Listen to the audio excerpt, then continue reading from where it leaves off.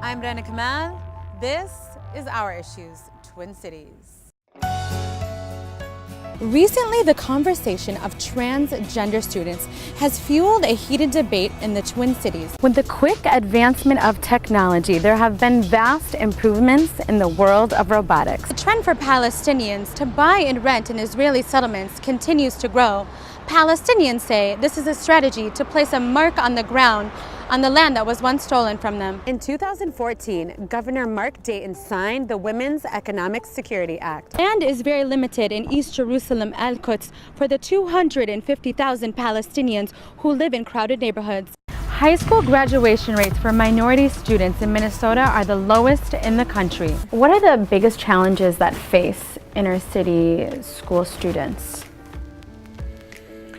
Ooh. Where do you even begin? As Congress recently voted to halt the flow of Syrian refugees in the U.S., what is the fate of Syrian refugees in America?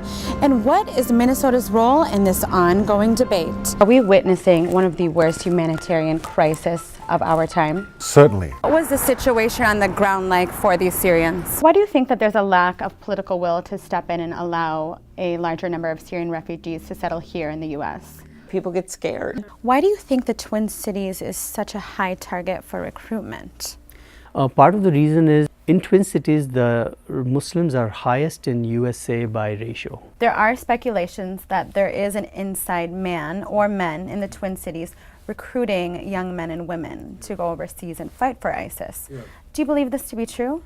It is within the realm of possibility. Most parents say they would do anything for their children.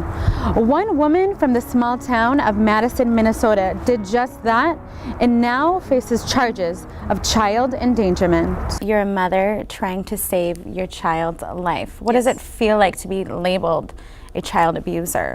It's devastating. One of the most dangerous and addictive drugs has flooded Minnesota in the last few years. When did you first realize that you needed help? You know, I always needed help. Psychologically, spiritually, I had no hope, no sense of direction, nothing. I really did. So what was your turning point? My family stepped in. Minnesota is known for its 10,000 lakes, the Mall of America, and some of the largest populations of immigrants. On the intersection of Pillsbury and Lake Street, just outside of uptown Minneapolis, you'll find a unique building that has become a staple to one community. Step inside and it's almost as if you've been transported to Somalia. Most, if not all, the vendors in Carmel Mall are of East African descent and mainly hail from Somalia. The thing that makes unique Somali tea is the spices and how it's cooked. We have our own secret spices here, that the way we formulate it. Sandal owns a coffee shop in the Somali-centric shopping center. Put some ginger in there and sugar and spices. He immigrated to the United States 13 years ago. And today he says he's living the American dream, not only as an entrepreneur, but as an engineer and a land developer. We came to Minnesota as a community to be American. We are typical American, want to live the dream of American dream for opportunity and working hard for success. Minnesota is home to 70,000 Somalis, the largest Somali population in the U.S. After the Civil War erupted in the early 90s, many fled their country in search for safety, security, a better life. Many of those Somalis sought political asylum in America. While that's the common journey of many Somali immigrants, it's not everyone's story. I'm finally speaking up. I'm finally, I do want to be an American. I just don't want to lie about it. I mean, I've gone lying about it for years. My friends think I'm American. Muna Ali has been living in the U.S. since she was 13.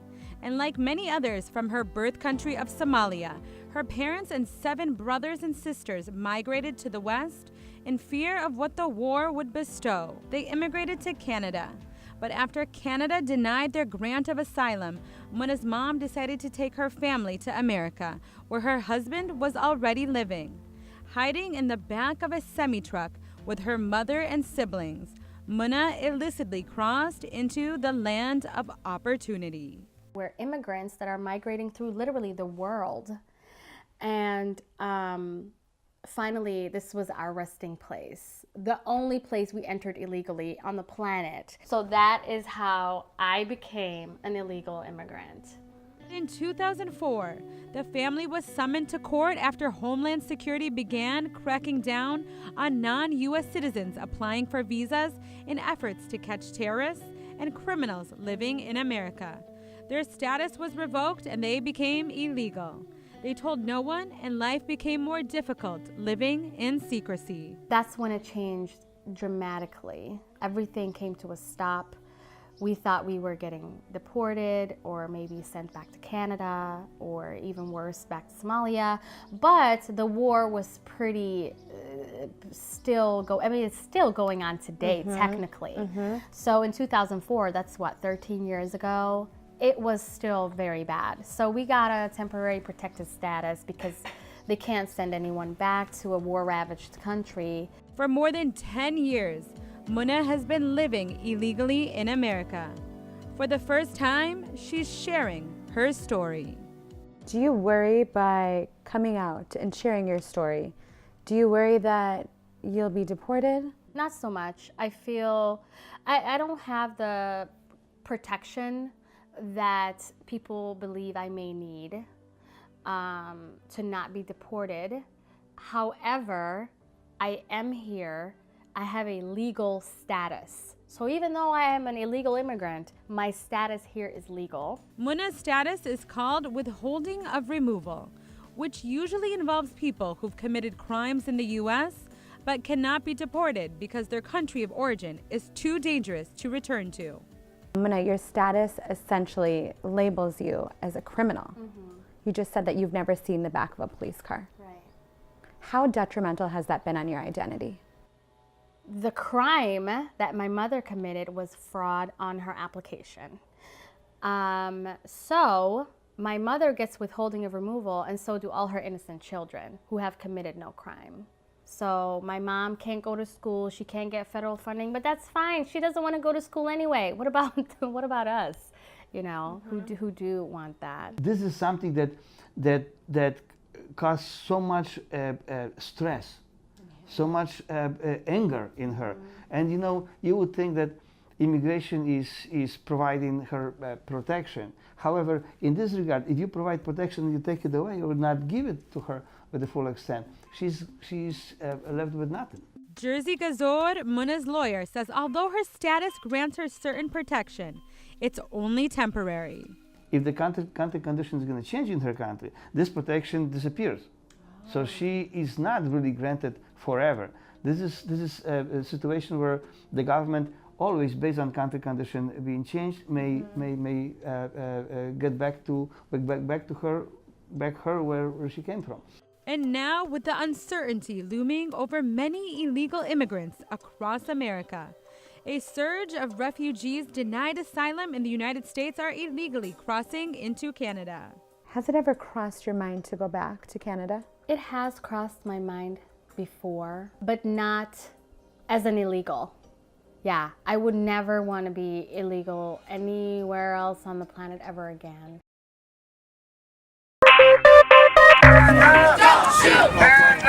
Minneapolis is one of the latest cities up in arms over the death of yet another unarmed black man. 24-year-old Jamar Clark is the latest fatality after being shot in the head on November 15th during a struggle with police officers, promoting more than 2 weeks of protests, urging state and federal investigators for answers.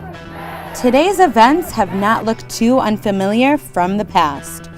In 1991, taxi driver Rodney King was beaten by Los Angeles police officers following a high-speed car chase. The captured footage of King's beating ignited riots across America and raised public concern about police treatment of minorities. When I was 12 years old and me and my friends had called for the police their help, and they actually treated us like criminals. Because of his personal experience, Marcus has been advocating for police accountability for years. I've been pulled over 49 times, for no reason. And I've been harassed, I've been terrorized by police, and I was actually assaulted right there on Plymouth Avenue, like 4 blocks from where they killed Jamar Clark. The uproar over police brutality resurfaced in 2012 when 17-year-old Trayvon Martin was shot and killed by a man following the teen, claiming he was suspicious. In 2014, Michael Brown was fatally shot by a white Ferguson police officer, sparking existing tensions in the majority black city and protests all over the nation. Since then, over 1,000 or more people have died at the hands of law enforcement officers acting in the line of duty. Police brutality has always been around. I can't imagine it going away. Lenny is an activist raising awareness to the challenges facing African Americans in the U.S. today. So why is it continuously happening? I think there's always going to be a segment of this population that believes that people of color do not deserve to be in America. The issue with the police is that governing a group of people cannot take place unless you have some sense of you're governing yourself. So in this case, it's always the same thing. A white guy walks in, tells a black kid what to do. That's the mentality in our community. So when the police come in, if he doesn't live in your neighborhood, he doesn't have any relationship in your neighborhood, suddenly he gets a Gestapo kind of mentality. I'm here to teach you how to live. When you're a young person, and that's when the police really target us, when we're in our teens and our 20s, that's when, the weight of the world is too hard to bear with them, attacking us. We have young black kids who are like, they're trying to take us out. That's what people feel right now, today.